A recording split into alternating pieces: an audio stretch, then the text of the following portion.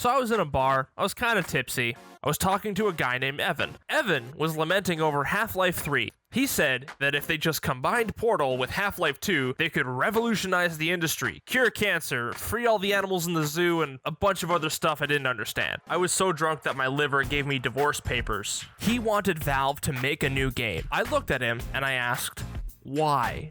Really though, why would they make Half-Life 3? In a recent interview, Valve co-founder and gaming messiah Gabe Newell was talking about Valve's business strategy. When asked whether or not they would go back to making big single-player games, he said, I get it. I certainly understand why people are like, hey, I remember this awesome experience, and I'm starting to get worried that I'm never going to get to have it again. But we are also going to build on what we've learned, and we've learned a lot. We're not going to go all retro because there are too many interesting things that have been learned.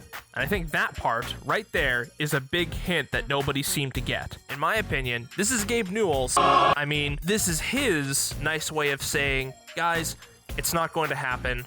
Move on. Sure, he says later on that, we'll do it maybe, who knows? But that's so indecisive that everyone and their dog would tell you that you're being led along. Valve is working on so many cool things that go beyond making another game where you shoot aliens. They've got a pseudo-monopoly on PC gaming with Steam. They've got Dota 2, which has their premier tournament, the International, on goddamn ESPN, right next to real sports like egg throwing and hitting people on skates.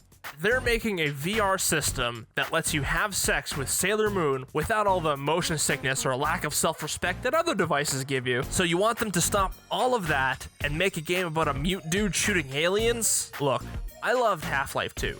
And I'm sad that they haven't finished the story yet. But let's face it, this game was a showpiece. A very pretty, well-written showpiece, but regardless, it was made to say, hey, look at this awesome thing we can do. We can put things on top of other things, and they don't clip together or explode.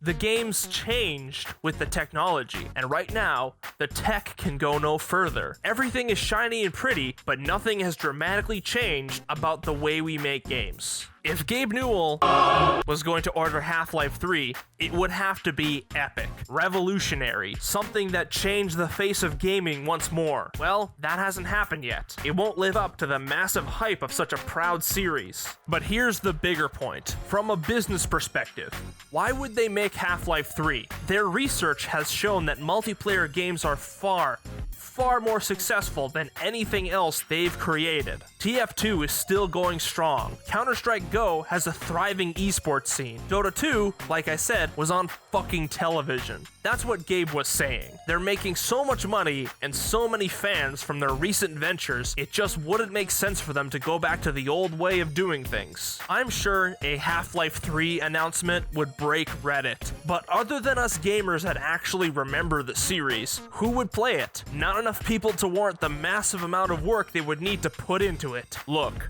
I'm sad that we might never get to see the end of the story, but it sounds like Gabe is trying to let us down easy. We all need to move on. They're doing some amazing things, and I think we should wish them all the best. All I know is that Lord Gabe giveth, and Lord Gabe taketh away. Praise be to him. Let us sing his prayer. Steam Dota Counter-Strike. Hallelujah, hallelujah, hallelujah.